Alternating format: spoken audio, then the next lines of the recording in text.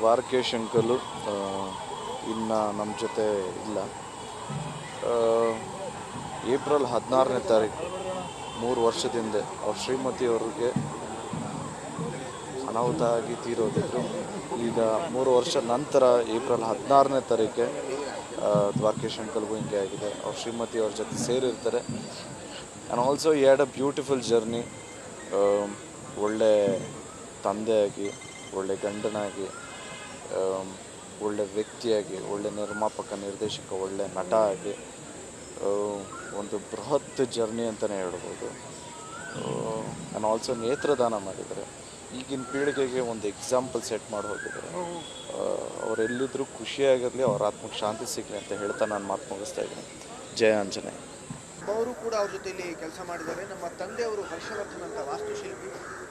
ಇವ್ರದ್ದೊಂದು ಮನೆ ಇತ್ತು HSR ಲೇಔಟಲ್ಲಿ. ಅದರ ವಾಸ್ತುಶಿಲ್ಪ ಬಂದ್ಬಿಟ್ಟು ನಮ್ಮ ತಂದೆಯವ್ರದ್ದು. ಇವರ ಮಕ್ಕಳು ಕೂಡ ನಮಗೆ ತುಂಬ ಆಪ್ತರು. ಹಾಗಾಗಿ ಇದು ಒಂದು ನಮ್ಮ ಕುಟುಂಬನೇ. ಬಹಳ ಬೇಜಾರಾಗ್ತಿದೆ. ನಾನು ದ್ವಾರಕೇಶ್ ಸರ್ ಅವರನ್ನು ಸಾಕಷ್ಟು ಬಾರಿ ಸಾಕಷ್ಟು ಸಂದರ್ಭಗಳಲ್ಲಿ ಭೇಟಿ ಮಾಡಿದಾಗ ಅವರು ಯಾವತ್ತೂ ಕೂಡ ಹಿಂದಿನ ದಿನಗಳ ಬಗ್ಗೆ ಹಾಕ್ತಿರ್ಲಿಲ್ಲ. ಅವರು ಕಂಡಿರ್ತಕ್ಕಂಥ ಏರಿಳಿತಗಳು ಯಾರೂ ಬಹುಶಃ ಕಂಡಿಲ್ಲ. ಯಾವತ್ತೂ ಅವರು ಯಶಸ್ಸಿನ ಬಗ್ಗೆ ಕೂಡ ಅವರು ಜಾಸ್ತಿ ಹೇಳ್ಕೊಳ್ಳಿಲ್ಲ, ಅಥವಾ ಅವರ ಏಳಿತಗಳ ಬಗ್ಗೆ ಕೂಡ ಜಾಸ್ತಿ ಹೇಳ್ಕೊಳ್ಳಿಲ್ಲ. ಬಹುಶಃ ಅದೇ ಅವರ ಜೀವನದ ಗುಟ್ಟು ಅಂತ ನಾನು ಅನ್ಕೊಳ್ತೀನಿ. ಸಾಕಷ್ಟು ಅವರಿಂದ ಕಲಿಯೋದಿದೆ. ಅವರು ಮಾದರಿ ಕಲಾವಿದರು, ನಿರ್ದೇಶಕರು, ನಿರ್ಮಾಪಕರು. ಅವರ ಆತ್ಮಕ್ಕೆ ಇವತ್ತು ಶಾಂತಿ ಸಿಗಲಿ ಅಂತ ನಾನು ಸಾಹಸ ಡಾಕ್ಟರ್ ವಿಷ್ಣುವರ್ಧನ್ ಹಾಗೂ ಪದ್ಮಶ್ರೀ ಪುರಸ್ಕೃತರಾದ ಡಾಕ್ಟರ್ ಭಾರತಿ ವಿಷ್ಣುವರ್ಧನ್ ಅವರ ಕುಟುಂಬದ ಪರವಾಗಿ ಆ ದೇವರಲ್ಲಿ ಪ್ರಾರ್ಥಿಸ್ತೇನೆ. Thank you sir. ಎಲ್ಲ ಸೈಡಲ್ಲಿರಿ.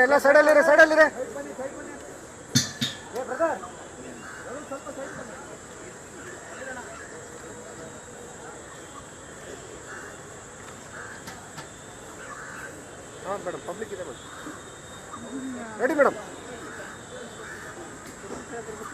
ದ್ವಾರಕೀಶ್ ಅವರು ನಮ್ಮ ಕನ್ನಡ ಚಿತ್ರರಂಗಕ್ಕೆ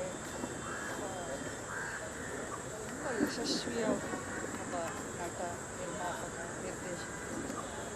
ನಾನು ಅಂಬರೀಷ್ ಅವ್ರ ಜೊತೆಲಿ ಅವರ ಒಡನಾಟ, ಅಥವಾ ಅವರು ಜೈ ಕರ್ನಾಟಕ ಅನ್ನೋ ಒಂದು ಪಿಕ್ಚರಲ್ಲಿ ಅಂಬರೀಷ್ ಅವರು ಆ್ಯಕ್ಟ್ ಮಾಡಿದ್ರು. ಅದನ್ನು ನಿರ್ದೇಶನ ಮಾಡಿದ್ದು ದ್ವಾರಕೀಶ್ ಅವರು. ಅಷ್ಟೇ ಅಲ್ಲದೆ ವಿಷ್ಣುವರ್ಧನ್ ಅವ್ರ ಜೊತೆಯಲ್ಲಿ ಅಥವಾ ಅವರ ಮನೆಯಲ್ಲಿ ಹಲವಾರು ಸತಿ ಭೇಟಿ ಮಾಡಿ ಅವರು ಯಾವಾಗಲೂ ಎಲ್ಲರನ್ನೂ ನಗಿಸ್ತಾ ಇರೋರು. ಅವ್ರ ಸಿನಿಮಾದಲ್ಲಿ ಯಾವ ರೀತಿ ಮನರಂಜನೆ ಮಾಡಿದ್ರು, ಅದೇ ರೀತಿ ಅವರು ನಿಜ ಜೀವನದಲ್ಲೂ ಎಲ್ಲರನ್ನೂ ನಗಿಸ್ತಾ ತುಂಬಾ ಎಂಟರ್ಟೈನಿಂಗ್ ಆ್ಯಂಡ್ ಹ್ಯಾಪಿ ಪರ್ಸ್ನಾಲಿಟಿ ಆಗಿತ್ತು. ನಿಜಕ್ಕೂ ಇದು ಕನ್ನಡ ಚಿತ್ರರಂಗಕ್ಕೆ ತುಂಬಲಾರದ ನಷ್ಟ ಅಂತಲೇ ಹೇಳಬೇಕು. ಎಲ್ಲರೂ ದುಃಖದಲ್ಲೇ ಇದ್ದೀವಿ. ಆದ್ರೂ ದೇವರು ಒಂದು ರೀತಿ ಅವರಿಗೆ ನೆಮ್ಮದಿಯಿಂದ ಶಾಂತಿಯುತವಾಗಿ ಅವರನ್ನು ಕರ್ಕೊಂಡು ಹೋಗಿದ್ದ ರೀತಿಯೂ ಅದು ಒಂದು ಅವರ ಆತ್ಮಕ್ಕೆ ಶಾಂತಿ ಸಿಗಲಿ, ಅವರ ಕುಟುಂಬದವರಿಗೆ ಈ ನೋವನ್ನು ಭರಿಸೋ ಒಂದು ಶಕ್ತಿಯನ್ನು ಕೊಡಲಿ ಅಂತ ಪ್ರಾರ್ಥಿಸ್ತೀನಿ.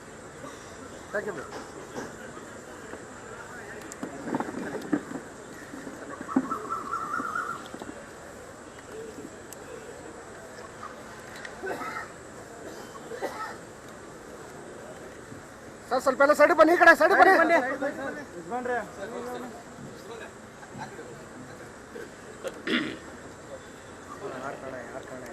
ಇದು ದ್ವಾರಕೀಶ್ ಅವರಿಗೆ ದೊಡ್ಡ ಗೌರವ.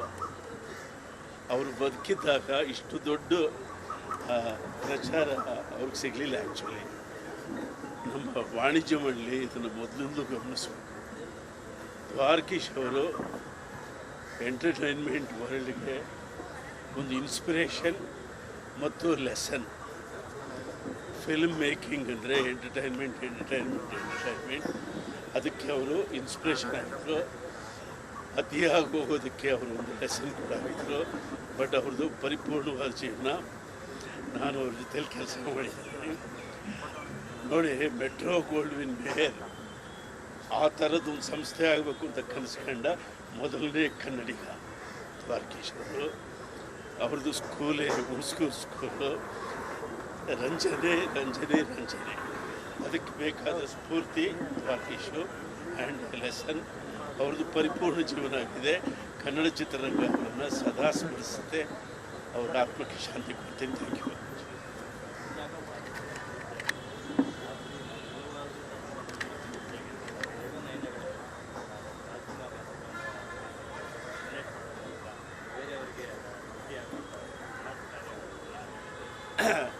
ದ್ವಾರಕೀಶ್ ಅವರು ಇದ್ದಷ್ಟು ಕಾಲು ಮಾಡಿದ್ದೆಲ್ಲ ಒಳ್ಳೆಯ ಕೆಲಸವೇ ಮತ್ತು ಸ್ವಾರ್ಥ ಕಡಿಮೆ, ಸಮಾಜ ಜಾಸ್ತಿ.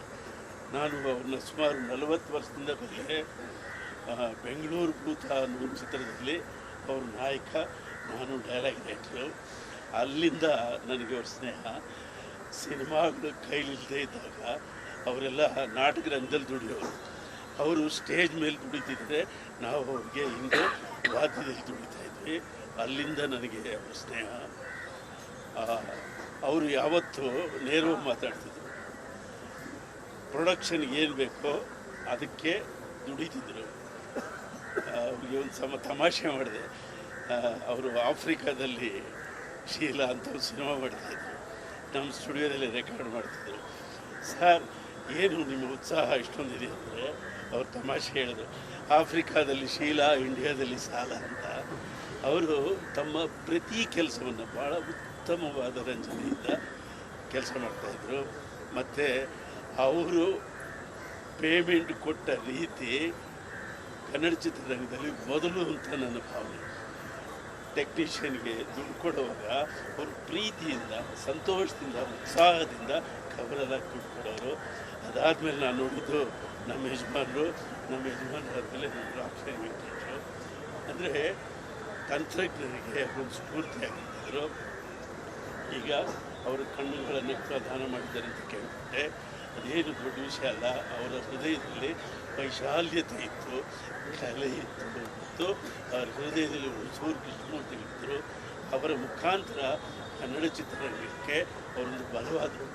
ನಿಜವಾಗ್ಲೂ ಹೇಳಬೇಕಂದ್ರೆ ವಿಷ್ಣುವರ್ಧನ್ ಅವರಿಗೆ ನಟ ಅನಿರುದ್ಧ್ ಅವರಿದ್ದಾರೆ. ಸರ್, ದ್ವಾರಕೀಶ್ ಅವರು ಅಂತಿಮ ದರ್ಶನ ಮಾಡ್ಕೊಂಡ್ರೆ ಯಾವ ರೀತಿ ನೆನಪು ಮಾಡ್ಕೊತೀರಿ ಅವ್ರನ್ನ ಈ ಸಂದರ್ಭದಲ್ಲಿ? ನಮ್ಮೆಲ್ಲರಿಗೂ ಗೊತ್ತಿರೋ ಹಾಗೆ ಅಪ್ಪ ಅವರು ಸಾಹಸ ಸಿಂಹ ಡಾಕ್ಟರ್ ವಿಷ್ಣುವರ್ಧನ್ ರವರು ಮತ್ತು ದ್ವಾರಕೀಶ್ ಸರ್ ಅವರು, ಇವ್ರದ್ದು ಜೋಡಿ ಏನಿದೆ ಅತ್ಯಂತ ಅಪರೂಪದ, ಅತ್ಯದ್ಭುತವಾದಂಥ ಜೋಡಿ. ಇವರು ಮಾಡಿರ್ತಕ್ಕಂಥ ಪ್ರತಿಯೊಂದು ಸಿನಿಮಾ ದಾಖಲೆ ಸೃಷ್ಟಿ ಮಾಡಿರ್ತಕ್ಕಂಥ ಸಿನಿಮಾ.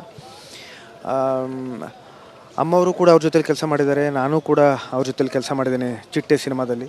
ಅದರ ಜೊತೆಗೆ ನಮ್ಮ ತಂದೆಯವರು ಹರ್ಷವರ್ಧನ್ ಅಂತ ವಾಸ್ತುಶಿಲ್ಪಿ. ಇವ್ರದ್ದೊಂದು ಮನೆ ಇತ್ತು HSR ಲೇಔಟಲ್ಲಿ, ಅದರ ವಾಸ್ತುಶಿಲ್ಪ ಕೂಡ ನಮ್ಮ ತಂದೆಯವ್ರದ್ದು. ಇವ್ರ ಮಕ್ಕಳು ಕೂಡ ನಮಗೆ ತುಂಬ ಹತ್ತಿರದವರು, ತುಂಬ ಆತ್ಮೀಯರು. ಹಾಗಾಗಿ ಇದೊಂದು ಕುಟುಂಬನೇ.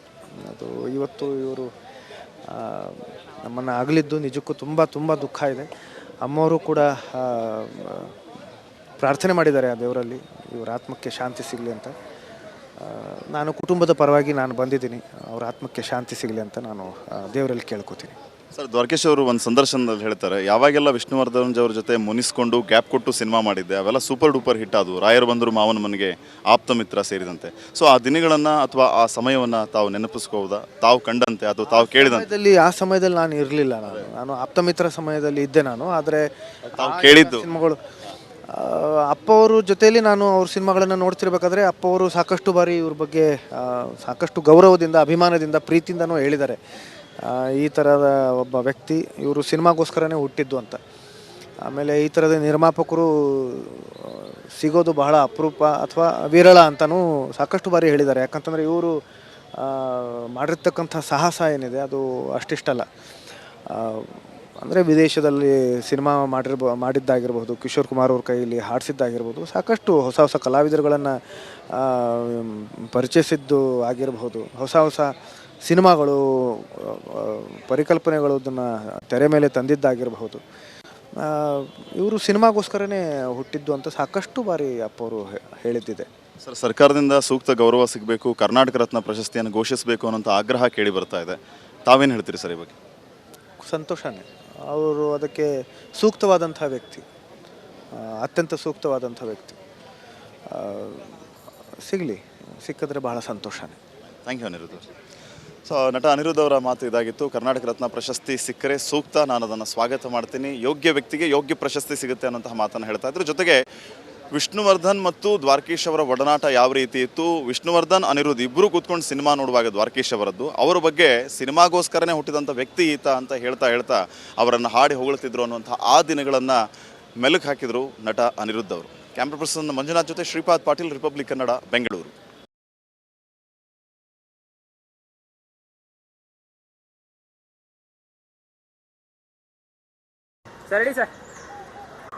ದ್ವಾರಕೀಶ್ ಅವರಂದರೆ ಧೈರ್ಯಕ್ಕೆ ಪ್ರತೀಕ ಅಂತ ಹೇಳಿ ಇಷ್ಟಪಡ್ತೀನಿ. ಕೇವಲ ಕಲಾವಿದರಂದರೆ ಬೇರೆ ಥರ ಯೋಚನೆ ಮಾಡಬಹುದು. ಅವರು ನಿರ್ಮಾಪಕರು, ನಿರ್ದೇಶಕರು. ಅಂದರೆ ಇಂಡಸ್ಟ್ರಿನಲ್ಲಿ ಎಲ್ಲ ಡಿಪಾರ್ಟ್ಮೆಂಟ್ ಕೆಲಸ ಮಾಡಿದವರಾಗಿರೋದ್ರಿಂದ ಸಿನಿಮಾ ರಂಗ ಚೆನ್ನಾಗಿರಬೇಕು ಅಂತ ಯೋಚನೆ ಮಾಡೋರು. ನನ್ನ ಮುದ್ರಿಮಾವ ಚಿತ್ರದಲ್ಲಿ ಹಾಸ್ಯ ಪಾತ್ರ ಮಾಡಿದ್ದಾರೆ, ಸೌಭಾಗ್ಯ ದೇವತೆಯಲ್ಲಿ ಸೆಂಟಿಮೆಂಟ್ ಪಾತ್ರ ಮಾಡಿದ್ದಾರೆ. ಈ ರೀತಿ ಬೇರೆ ಬೇರೆ ಪಾತ್ರಗಳನ್ನು ಮಾಡಿದ್ದಾರೆ ಅವರು. ನಾನು ಸೀನಿಯರು, ಸಾಯಿ ಪ್ರಕಾಶ್ ಹೊಸದಾಗಿ ಬಂದಾನೆ ಅನ್ನೋದು ಯಾವತ್ತೂ ಅವ್ರು ಯೋಚನೆ ಮಾಡಲಿಲ್ಲ. ಒಬ್ಬ ನಿರ್ದೇಶಕರಿಗೆ ಏನು ರೆಸ್ಪೆಕ್ಟ್ ಕೊಡಬೇಕು, ನಿರ್ದೇಶಕ ನನ್ನಿಂದ ಏನು ಎಕ್ಸ್ಪೆಕ್ಟ್ ಮಾಡ್ತಾ ಇದ್ದಾರೆ ಅನ್ನೋದನ್ನು ಮಾತ್ರ ಅವ್ರು ಯೋಚನೆ ಮಾಡೋರು. ಅಂಥ ಮಹಾನ್ ಕಲಾವಿದರು, ಹೃದಯವಂತರು ಅಂತ ಹೇಳಕ್ಕೆ ಇಷ್ಟಪಡ್ತೀನಿ. ಸ್ನೇಹಕ್ಕೆ ಅವರು ಮೇರು ಪರ್ವತ. ಸ್ನೇಹ ಮಾಡಿದ್ರೆ ಉಸಿರಿರೋವರೆಗೂ ಅವರು ಸ್ನೇಹಕ್ಕೆ ಬೆಲೆ ಕೊಡುವಂಥವರು ನಮ್ಮ ದ್ವಾರಕೀಶ್ ಅವರು. ಅಂಥ ಮಹನೀಯರನ್ನು ನಾವು ಇವತ್ತು ಕಳ್ಕೊಂಡಿದ್ದೀವಿ. ಮೇಲಿರುವಂಥ ರಾಜ್ಕುಮಾರ್ ಅವರಾಗಬಹುದು, ಎಲ್ಲ ಸೀನಿಯರ್ ಕಲಾವಿದರ ಮೇಲಿದ್ದಾರೆ. ಇವತ್ತು ಅವರು ಅವ್ರ ಜೊತೆಲಿ ಸೇರ್ತಾ ಇದ್ದಾರೆ. ಅವರ ಆತ್ಮಕ್ಕೆ ಶಾಂತಿ ಸಿಗಲಿ ಅಂತ ಪ್ರಾರ್ಥನೆ ಮಾಡ್ತೀನಿ. ಪೂಜಿಸಿ ಆರಾಧಿಸೋ ಸಾಯಿಬಾಬಾವನ್ನು ಕೇಳ್ಕೊತೀನಿ. ಸ್ವರ್ಗದಲ್ಲಿ ಅನ್ನೋರು ಇಲ್ಲಿ, ಅವರೆಲ್ಲ ಇಲ್ಲಿದ್ದಾರೋ ಇವರು ಅಲ್ಲಿ ಜಾಗ ಕೊಡಬೇಕು ಅಂತ ಕೇಳ್ಕೊತೀನಿ. ಯಾಕಂದವರೆಲ್ಲರಿಗೂ ಧೈರ್ಯ ತುಂಬಿಸಬೇಕು, ಬಾಬಾ ಆಶೀರ್ವಾದ ಅಂತ ಕೇಳ್ಕೊತೀನಿ. ಸಾಯಿ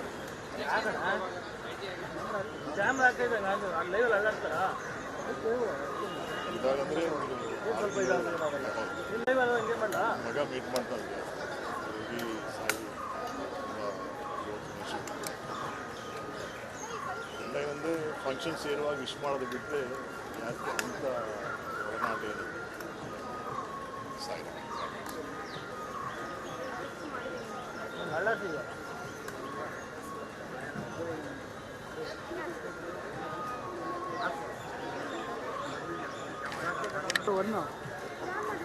ನಮಸ್ತೆ. ಇವತ್ತು ನಮ್ಮ ಚಿತ್ರರಂಗದ ಒಬ್ಬ ದಿಗ್ಗಜರನ್ನ ಕಳ್ಕೊಂಡಿದ್ದೀವಿ. ಅಂಥವ್ರು ಯಾವತ್ತೂ ನಮ್ಮ ಜೊತೆಯಲ್ಲಿದ್ದರೂ ಒಂದು ಮಾರ್ಗದರ್ಶನ ಆಗ್ತಾ ಇತ್ತು. ಆ ಲಾಸ್ ನಮಗೆ ಈಗ ಕಾಣ್ತಾ ಇದೆ. ಆದರೂ ಅವರು ಚಿತ್ರರಂಗದಲ್ಲಿ ಬಹಳ ಉತ್ಸಾಹದಿಂದ, ಸಾಹಸದಿಂದ ಜೀವಿಸಿದಂಥ ಒಬ್ಬ ವ್ಯಕ್ತಿ. ಎಲ್ಲ ಪಾತ್ರಗಳು ಮಾಡಿದ್ದಾರೆ, ನಿರ್ದೇಶಕರು ಆಗಿದ್ದಾರೆ, ನಿರ್ಮಾಪಕರು ಆಗಿದ್ದಾರೆ. ಅವರು ನಿರ್ಮಾಪಕರಾಗಿ ಸಾಹಸವಾದ ಕೆಲಸಗಳನ್ನ ಮಾಡಿ ಕನ್ನಡ ಚಿತ್ರರಂಗನ ಒಂದು ಉನ್ನತ ಮಟ್ಟಕ್ಕೆ ತಗೊಂಡು ಹೋದಂಥ ಒಬ್ಬ